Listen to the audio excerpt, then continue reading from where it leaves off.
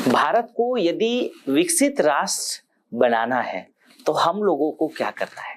दरअसल में हमारे देश में हम सब देशवासियों का ये मन होता है या हम ये चाहते हैं कि विकसित राष्ट्र बनाने की जिम्मेदारी भारत सरकार की है। हमारी अपनी कोई उसमें भूमिका नहीं है। वो जो सरकार में बैठेंगे, चाहे वो मोदी बैठे या कोई और बैठे, उनकी जिम्मेदारी है, उनकी रिस्पॉन्सिबिलिटी है कि वो भारत को विकसित राष्ट्र बनाए।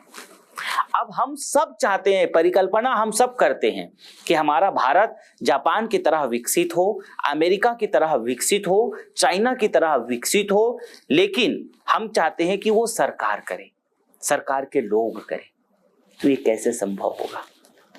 विकसित राष्ट्र अगर बनना है तो जैसे अमेरिका ने किया है, जैसे जापान ने किया है, जैसे चाइना ने किया है, वो जब हम करेंगे तब तो हमारा राष्ट्र बनेगा। लेकिन हम राष्ट्रवासी चाहते हैं कि वो सरकार करे। सरकार अकेले कैसे व्यवस्था परिवर्तन कर सकती है? सरकार बहुत कुछ कर सकती है, मैं नहीं कह रहा हूं नहीं करेगी, बहुत कुछ कर सकती है। हालांकि माननीय प्रधानमंत्री नरेंद्र मोदी जी विकसित भारत की बात कर रहे हैं, प्रयास कर रहे हैं, सोच रहे हैं, लेकिन उसमें हम देशवासी का क्या चिंतन है, हम उस पर कैसे सोच सकते हैं? जैसे जापान विकसित राष्ट्र बना तो कैसे बना, हमको वो जानने की चाहिए जरूरत। जैसे अमेरिका विकसित राष्ट्र बना तो कैसे बना, हमको क्या वो सोचना चाहिए। चाइना अगर विकसित राष्ट्र है, आगे बढ़ चुका है, तो वो कैसे बने।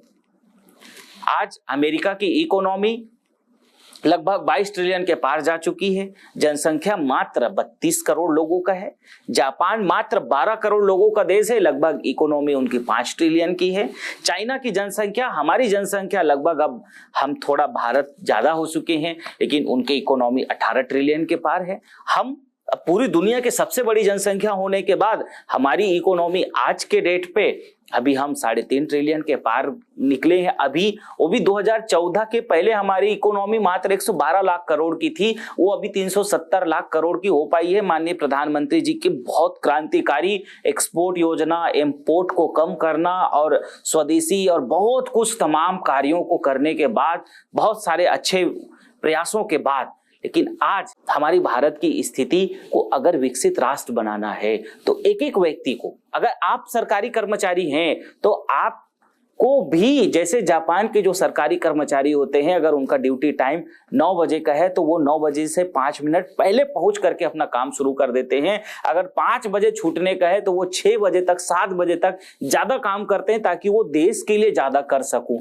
ये उनकी सोच होती है जापान की। हमारे सरकारी कर्मचारी क्या करते हैं?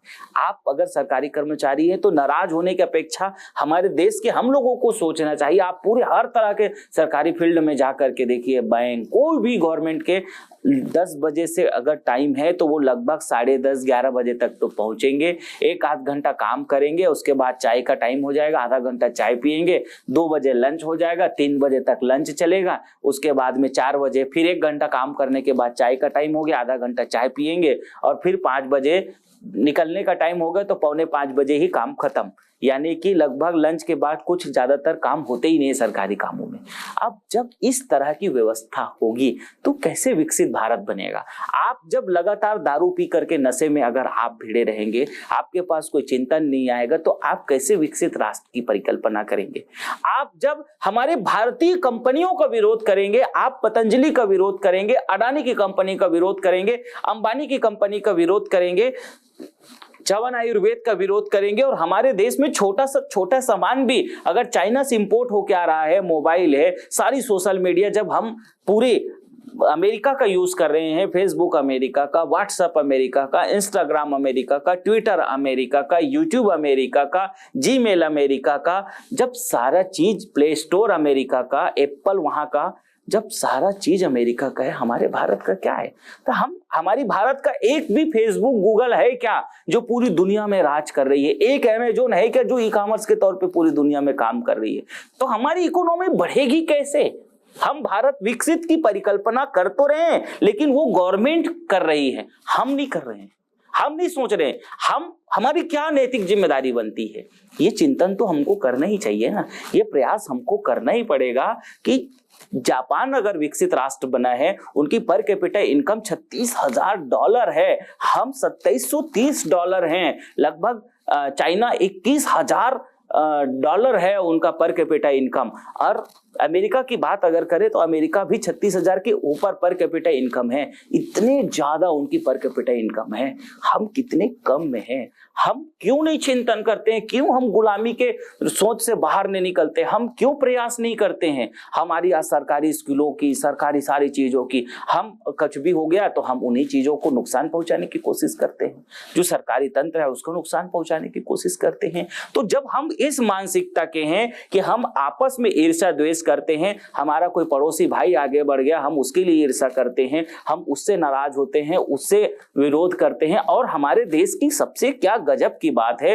कोई भी विदेशी चीजें या विदेशी चीजों के प्रति हम इतने ज्यादा आतुरता होते हैं, उनको हम इतना पसंद करते हैं, इतना अच्छा मानते हैं, और हमारे अपने दोस्त के जो चीजें हैं उसको हम नहीं समझते हैं, हमारी संस्कृति, हमारी सभ्यता, इन चीजों को। तो कैसे हम विकसित भारत की परिकल्पना कर पाएंगे, और वो विकसित भारत बनाने के लिए हमारी क्या योगदान है। हम सब एक एक राष्ट्रवासियों को इस विषय में सोचना होगा कि हमारी इकोनॉमी बढ़ेगी कैसे, जब हम और अपनी एक्सपोर्ट को बढ़ाएंगे, इंपोर्ट को घटाएंगे। हम एक एक लोगों को ज्यादा से ज्यादा, चाहे वो कोई भी व्यक्ति हो, हर लोग जब मेहनत करने का ठानेंगे और ज्यादा से ज्यादा हम अपने देश के लिए काम करने का सोचेंगे, देश की तंत्र को, देश की रक्षा के लिए जब हम काम करेंगे, कोई भी हमारी व्यवस्था है, चाहे वो निजी संपत्ति हो, सरकारी संपत्ति हो, उसकी रक्षा की जिम्मेदारी हम सब जब उस बात को सोचेंगे, तभी तो हमारी देश की अर्थव्यवस्था आगे बढ़ेगी, तभी तो हम राष्ट्र विकसित बना पाएंगे। तो मैं समस्त राष्ट्रवासियों से यही कहूंगा कि देश प्रेम आप अपने दिल के अंदर भी रखें। खाली देश प्रेम भारत माता की जय कहकर नहीं, देश प्रेम इसमें है कि हम ज्यादा से ज्यादा हमारे देश की अपनी कंपनी, अपने लोगों को बढ़ावा दें, अपने लोगों को हम पहचानें, उनके लिए हम करें। और विदेशी कोई वस्तुएं हैं, विदेशी कोई सामान है, उसको जितना हो सके अवॉइड करेंगे, तब हमारा ये भारत विकसित होगा, और तब हम कहीं चाइना, जापान और अमेरिका की तरह समृद्ध हो पाएंगे। तो उस समृद्ध भारत की परिकल्पना को साकार करने के लिए एक एक व्यक्ति की महत्व है, एक एक व्यक्ति को लगना पड़ेगा। आप सब इस समृद्ध भारत के लिए लगे, यही मैं आप सबसे आग्रह करूंगा। बहुत बहुत धन्यवाद।